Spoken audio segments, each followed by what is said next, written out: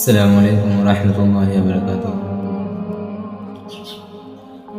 বরকতময় মাস রমজানের ফজিলত সবাই জানি, এটাও জানি যে প্রায় 4 শ্রেণীর মানুষের দোয়া কবুল হয় না রমজান মাসে। এক শ্রেণীর মানুষ হচ্ছে যে পিতামাতার অবাধ্য, যে পিতামাতার সাথে অবাধ্যতা করে, পিতামাতার যাদের উপর নারাজ, তাদের দোয়া কখনোই কবুল হবে না। এর বরকতময় মাসের মধ্যেও এক সাহাবী রাসূল সাল্লাল্লাহু আলাইহি সাল্লামকে জিজ্ঞেস করছে, ইয়া রাসূলুল্লাহ, আমি পৃথিবীতে সবচেয়ে কাকে বেশি সম্মান করব? রাসূল সাল্লাল্লাহু আলাইহি সাল্লাম বলেছে, তোমার মাকে। পরবর্তীতে কাকে? বলছে তোমার মাকে। পরবর্তীতে কাকে? বলছে তোমার মাকে।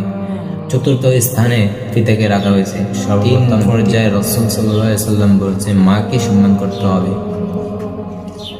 এই বরকতময় মাস যেখানে আল্লাহ তাআলা 71 করে নেকি দিতেছেন, ওখানে মার অবাধ্য সন্তান যদি মার থেকে মাকে না খুশি করে আল্লাহ তাআলার কাছে ক্ষমা চাইবে, ক্ষমা কখনো কবুল করবেন আল্লাহ তাআলা।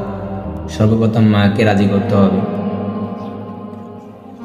জনাবে মুহাম্মদ মুস্তাফা সাল্লাল্লাহু আলাইহি সাল্লাম, আমার প্রিয় নবী, আমার জানের নবী, যিনি এই বিশ্বজগতের রহমত স্বরূপ এসেছেন, তিনি বরকতময়, ওই রসুল বলতেছে কি, আমি যদি এশারের জামাতের ফরজ নামাজের তাকবীর বান্ধে দাঁড়াতাম নামাজে, পরবর্তীতে যদি আমার মা বলতো ইয়া মুহাম্মদ, হে মুহাম্মদ, সাথে সাথে আমি